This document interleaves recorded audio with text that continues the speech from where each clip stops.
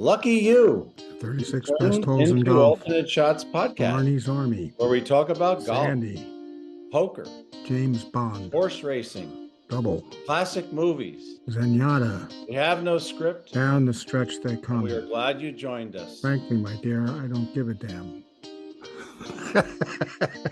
So, Billy, it's been a while since we talked about 3 West. I think it's natural to go from the 3 West Green to the 4th West Tee and talk about this beautiful hole called Soundview by Tillinghast, right? Absolutely. There used to be a lot more trees there.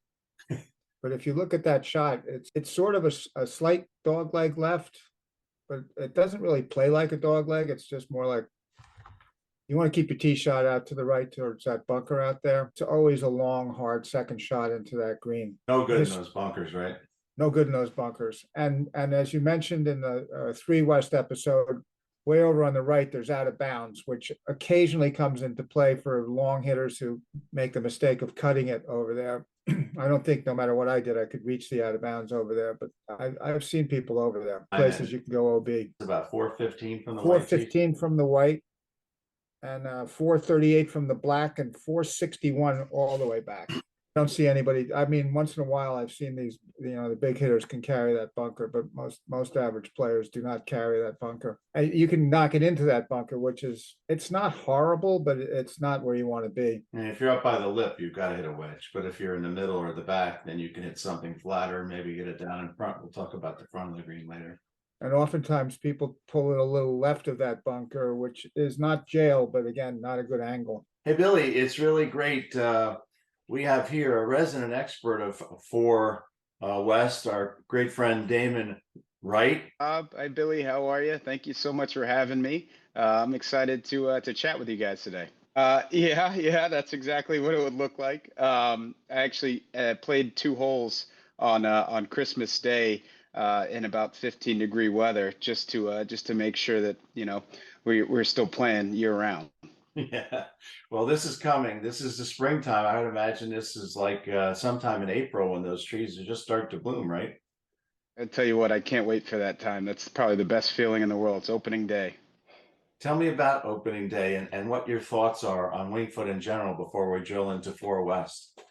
Oh man, I remember when I was a kid, I would always get so excited for opening day in baseball. There was nothing like it, where you'd be with your teammates, you'd be out there, you'd be having a good time, you'd have a hot dog, and it was the start of a new season. It was the start of something special.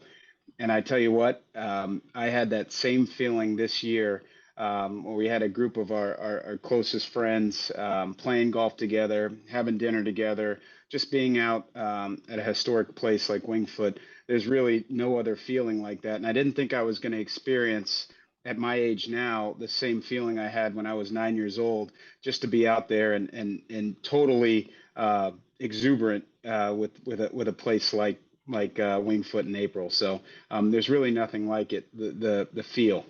I don't know if I'm an expert, but I know I'm probably the luckiest person in the world. I got married and had 2 very good friends, both you, Bob, and Billy, letting me know about an unbelievable property, where we are located and where our house looks out to, and how this hole kind of sets up. You can really do nice little loops and play a lot of different golf holes where you can play both the East and the West.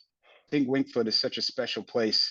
The respect and how we feel about it every time we play there, we always feel like we're renting it and we're stewards for the next generation. So the thing that's interesting to me about 4, and it is my favorite hole now, and the reason why it's my favorite hole is you just got really beat up after 1, 2, and 3. And when I got to 4, I thought for the first time, oh, I have a little break. This isn't going to be the hardest hole on the course. And what I realized, the more I play it, that's just not the case. I have a long iron into a green where, just like every other hole at Wingfoot, if you're behind the hole, you're in some serious trouble. And especially on this hole, just like 3, if you're behind the hole, you could be OB. And in somebody's backyard. So the more I played it, the more I realized, be precise with that second shot. But it's not exactly a quote unquote break or a reprieve from the first 3 holes. It kind of presents itself as a little bit of a break from the first three holes. Yeah. But the more you play it, the more you realize that it can jump up and bite you as well. So there's nothing bad I could ever say about Winged Foot. I think it's the greatest 36 holes in all of golf and all of the world.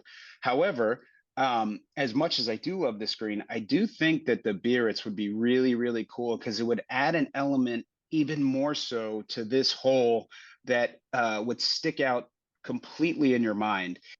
Man, that's a tough question. 15 West. 15 West. And I know that's probably a very popular hole, but there's so many elements, just like I was speaking about before, that require you to think. Um, you know, what are you going to hit off the tee? Are you going to hit a 3-wood? Are you going to hit a driving iron? Are you going to hit a driver? The terrain is so difficult, it messes with your visual, just like, the bunker on the right that Tillinghast wants you to see, which I've been in many a time, or just, you have to go down to go up, and how your body has to get through that shot. The fun starts on the green there. I remember Brandel Chambly and some of the guys during the 2020 Open talking about the clubhouse and how it was almost brooding and difficult, and it was like Gotham City. And that's kind of what I think about Winged Foot. It's right there in front of you, and it's going to beat you up. But if you're tough and you are able to keep your wits about you, you have a chance. So thank you so much for having me on the podcast. I couldn't be more excited to be here and talk about Winged Foot, which is my favorite place in the world. If you're Bryson DeChambeau, I remember in the 2020 Open in the left rough, about 140 from the green, wasn't very thick rough, and he took a little wedge like we would often do and hit a pitch and run shot. He hit it 40 yards short of the green, and it rolled up right onto that first level where the pin was. Hit a 2 or 3 breaker left to right, and he made the putt. I think he might have won the Open there. Bryson sent a message early in that Open that the rough was not going to deter him from swinging for the seats. That bomb and gouge, was he saying, right? Yeah. And he did it great. Well, got my hats off to him. He played great. I wish he stayed on the PGA Tour, but yeah, that's another subject altogether. Talking to your tee shot, what you're seeing more of the hole here and those bunkers that guard the fairway, right? Right. Yep. And you can start to see the beginning of what I wouldn't really call it a false front, but it's a sloping back to front on the green. It's not like a typical false front where if you don't get up high enough, you're going to roll all the way back down the fairway. But it is a slope that you have to contend with. And ironically, it's very quick from the front of that green up that slope, and it turns hard right to left. And it's really, really tough to judge a putt from down below because you have to hit it hard enough to get it up the slope. But once it gets up, it takes off. Yeah, this shot does a good job of showing you the closely mown area in front of the green, the different color green on the green. But it's all puttable there. I'd say all puttable. Yeah, this is 30 yards short of the green where you start seeing the fairway. You'd easily putt from there. And originally there was a swale in the middle of this green. I don't think it was technically a Biarritz, but Biarritz greens are they were named after Biarritz Golf Club in France, which was, I think, opened in like 1888. There you can see the slope in that black and white. That's been removed over the years. I don't think it was technically a Biarritz, but I don't really know the technical definition of a Biarritz. But it would be an interesting aspect today if with green speeds what they are, to have that swale in there. We'll show a picture of Bobby Jones putting from the back of the green to the front. But if you look at this picture, the definition's good enough over there left of the pin. That's a pretty deep slope. Oh yes, definitely is a deep slope. They say it's diagonal. I guess there's a little diagonal from right to left as it goes across, and they compare it to the back of 9 East. A little bit. Even today, if you go out there, you can see where it was. If you look at that green, if you stand there over on the left side, you can see where the swale was. And it was sort of a natural contour. I don't know that it was built in there, if that's the way Tillinghast found it or exaggerated it. But it would be interesting to see how it plays today. Again, with green speeds of 10, 11, 12 on those greens. Just imagine a back to front, a front to back putt. You're in the front of the green like you often are, and you have to get it up the original hill in the front, down the swale, back up the other side to a back pin. Yeah. This It picture would bring here. smiles to your face if you did it well. Yeah. Well, the two competitors here, Jones is on the left putting. He's actually in the swale putting up over the hill to sort of, if you're in the fairway, to the front left pin location. He's not even in the back of the green where he'd have to go from the back of the green down the swale, up the swale, Right. over. And Yeah. again, maybe off the front of the green from the back. You know, if you judge the speed wrong coming from back to front, you get through the swale up the other side, you got to leave it there because a little too far, you're back down in the fairway. And the clothes, could you play golf dressed like that today? I mean, the pants obviously wouldn't make that much difference. I think they're sort of gravitating back to that with these skinny pants that, you know, around the ankles. But the shirts, long sleeve That would give me shirts, trouble. The shirts would give me more trouble than the pants because Yeah. they come right down to your grip. yeah, the pants wouldn't affect your game. They just affect, you know, whether you would be embarrassed to wear them or not. But the shirts and buttoned all the way up. Oftentimes people wore ties while they were playing. They wore their jackets and ties everywhere and hats. A different world. It's a different world. You see a lot of that kind of attire in some of the old movies and the character actors. You know, I know Yeah. you love movies like I do, and so many of those character actors all dressed up in their gangster clothes or their fedoras or whatever else they were wearing. Or Uncle Billy, and It's a Wonderful Life. Like brother's wedding afterwards, they had the party at Bailey's house, and Uncle Billy comes out and he's like, "Where's my hat?" Yeah. He says, "It's right there." He says, "Which one?" I think Capra actually, It's a Wonderful Life. I saw the credits. He produced and directed that, which is not often seen, right? Right. Well, Orson Welles did that in Citizen Kane and made a big splash with that, but yes, not that often. There may have been a couple of John Hustons, but Capra obviously knew what he was doing. You know, he was the early days Steven Spielberg as far as twisting your emotions around. He could get into your emotions. Orson Welles starred in it, directed it. And Orson Welles did something in that movie that I've never seen before or since, which he gave Greg Toland, who was the cinematographer on that movie, a wonderful cinematographer over the years. He gave him the same screen credit as his own directing credit. And you never see that. In the credits, the director has his own directed by. It's the only thing up there. Right. But he shared that screenshot with Greg Toland. There's always arguments about did Herman Mankiewicz really write the whole script, because Orson Welles takes credits with Mankiewicz.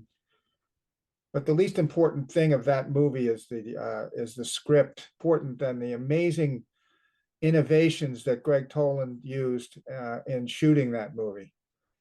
As Leonard Maltin said in a review, he broke all the rules and invented some new ones. Best Years of Our Lives with Frederick March and Dana Andrews, that was Greg Toland also. And it's not as innovative as far as, you know, it doesn't catch your eye as much, but that's what's so good about it. The shots they're perfect, and they're, you know, the rack focus and the depth of field and things like that he was so good at, that make it pleasing to the eye. Much like Tillinghast made golf courses pleasing to the eye, you don't realize that's what the enjoyment is, because it doesn't hit you over the head with it. Looking at this picture, I think the cameraman had to be on a ladder, just like Hitchcock would be in so many of his movies where he was shooting down. Yeah, he's looking at right in Dial they M for said that Murder. Hitchcock actually looked through the camera before he took any shot. The cameraman would get the shot, and then Hitchcock would look through it before to approve it, not just, you know, leave them to their own devices. Well, in Rope, one of Hitchcock's movies, I think there's only maybe 2 or 3 cuts in the whole movie. He tried something, and back then they had to change the reels every 20 minutes or something like that. So when they were coming to the end of a reel, one of the actors would cross in front of the camera.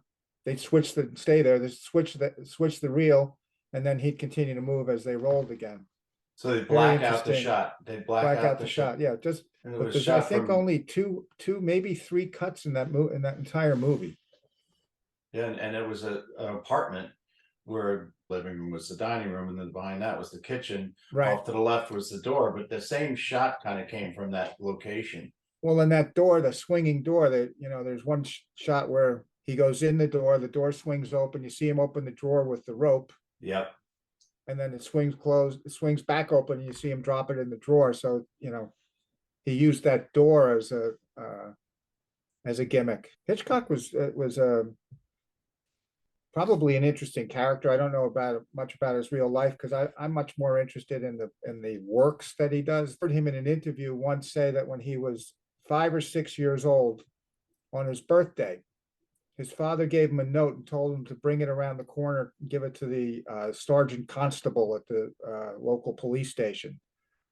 So he did, and the sergeant came out from behind his desk, took Hitchcock as a kid, and locked him up in a jail cell for 5 minutes, and then let him out. And his father said to Hitchcock afterwards, "That's to teach you to never trust anybody." So you imagine hearing that treatment at 5 years old kind of might explain some of his, you know, takes Paranoia. on, yeah. Yeah, paranoia. Maybe because he was so odd, he created such great works. Unbelievable works, yeah. You know, again, your favorite, I have 10 of favorite Hitchcock movies, so. But didn't one they leads give to him a another. hard time with the shower scene, and even in the Psycho. movie in Psycho, and even in the movie that showed the making of Hitchcock, and it focused on that movie and that scene and so forth. The way that was filmed, you wouldn't change a thing about it in 2022. No, Psycho was black and white, and the cuts were cheat, cheat, cheat as the knife was going, and yeah, no. And it ends up with Janet Leigh on the bathroom floor, and the camera is like tight on her eye, and then it zooms out and shows you the whole room. It comes back out into the whole motel room and back to normal, sort of. What other Hitchcock films come to your mind? North by Northwest, I always think is the best, because it's a really good story. There were 4 Hitchcock movies that went missing for a while that came back. There was Rear Window, Vertigo, The Trouble with Harry. The Trouble with Harry is great. It's not spoken about that much. I think it was Shirley MacLaine's first movie. Oh, the color's magnificent in that movie. The foliage, and I think it's in Vermont, and it's a guy dead in the woods that everybody keeps burying and unburying. It's, you know, it's very humorous in a Hitchcockian. Lynn Gwen, John Forsythe, Shirley MacLaine. Oh yeah, great actors, headliners, and all 3 of them were headliners. John. Yep. Gwynn was what, Miracle on 34th Street headliner. Yeah, he was Santa. Yeah. Chris Kringle. John Payne was the lawyer in that movie. It was Natalie Wood early on. Yeah. The North by Northwest, to me, the reason I like a Spielberg and I like that movie particulars, I like to go to a movie and be taken somewhere. And Yeah. if you don't think you're taken somewhere in North by Northwest, you've slept the whole movie. Yeah. And he's back on the move. Back on the move, and he's out there getting bombed by a crop duster, and then he's climbing Mount Rushmore. They're all over the place. Yeah, that one, and then obviously Spielberg, you know, when you're watching Jaws or any of the movies he has, you're often on the move. Rope is not on the move, it's in one room, but Hitchcock. Yeah, the camera's on the move in that movie, but the whole movie takes place in a parlor, basically. Right, even Rear Window, it's people coming and going, or yeah, fishbowl view. James Bond, classic, on the move, right? On the move, especially the newer ones. There's so much movement. Sometimes you can't keep up. Favorite James Bond character? Sean Connery. I like Thunderball a lot. I like Goldfinger too, because it was the first one I ever saw, and I had to sneak to it. I was in 7th grade. My brother held that over my head for a while because one of his friends saw us going in. So every now and then, if he was mad at me at the dinner table, he'd start going, Goldfinger. So I'd have to kind of shut up. You weren't old enough to go see it. Was it our movie? Yeah, well, I guess back then it did not pass the Legion of Decency. And I was in a Catholic school, and every Wednesday they had religious ed. So the kids in the school went ice skating. You get on a bus and go ice skating. And me and my buddy Joe were supposed to get on the bus and go ice skating, but we instead went up to the movie theater and got in to see Goldfinger. You know, there's so many classic movies. What made them so good was they were escapism.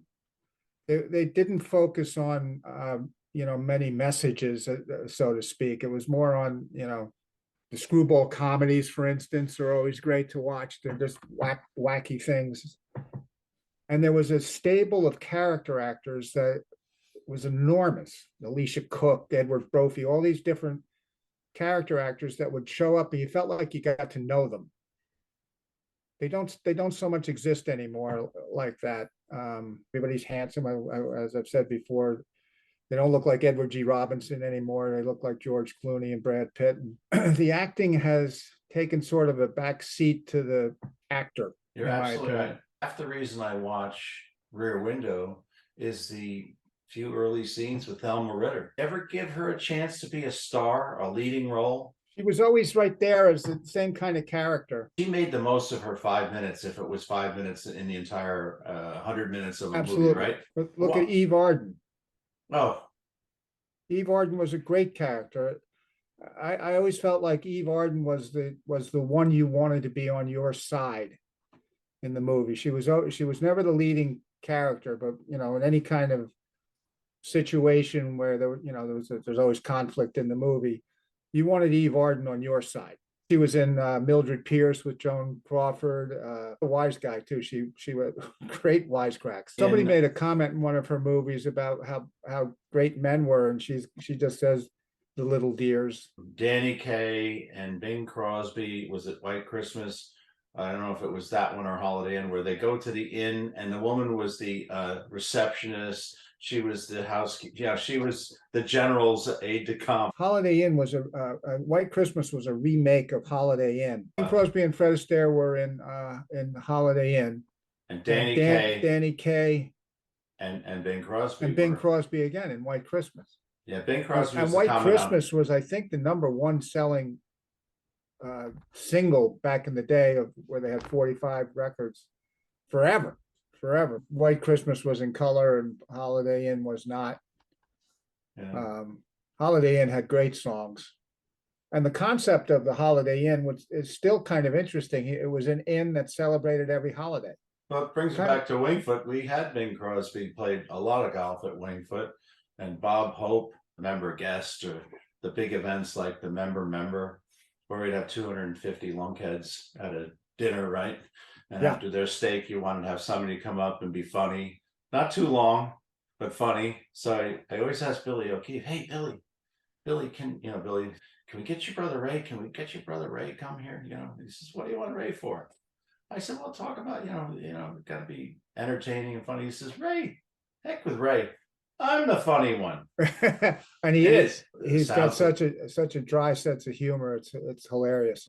Well, parting thoughts on 4 West, other than it's not a gentle stroll down a 415-yard par 4. My parting thoughts would be the same as my brother Neil's parting thoughts. Put the swale back in. I'd love to see them do that. I think they thought it would be too jolting a change, and they did such a great job, and so they fixed so many things that I think they didn't want to push the envelope. But it's years later now, so I'd love to see them revisit that. I think there are a lot of great greens at Wingfoot, but if you just had one where you brought 3 of your buddies and got on that green, maybe with a Coca-Cola in your hand, and you putted 18 holes for a match, you could easily find 18 challenging, even 10-footers. Yeah, gosh, yes. Yeah. Right? Oh, yeah, no question. Yeah. And you rarely see it in the back right, but that's an interesting place. You see it sometimes in the back left, very often in the on the left side at the top of the swale, at the top of the rise. Back right's interesting, and you often see it over by the right bunker also. Mostly middle pin placements. Where do you think the tough pin placement is here on 4? See, I guess that depends on where I'm putting from. That's what's so great about this green. Back left is tough because it's tough to get it back there. I would say back left is the one. I know the other pins so much better. That's a tough one. It's a little like 4 east back left. It's hard to get to. I like that. So we'll end it with that. Thanks for joining us today. Billy Harmon. We really appreciate your Double feedback. Indemnity. And please Arky. subscribe to the Two show. Outer. and hit the Claude bell Harmon. icon so you get notified Movie of classics. new episodes. Mark Gable. Hit them Odd hard Job. and hit them off. Best 36 holes.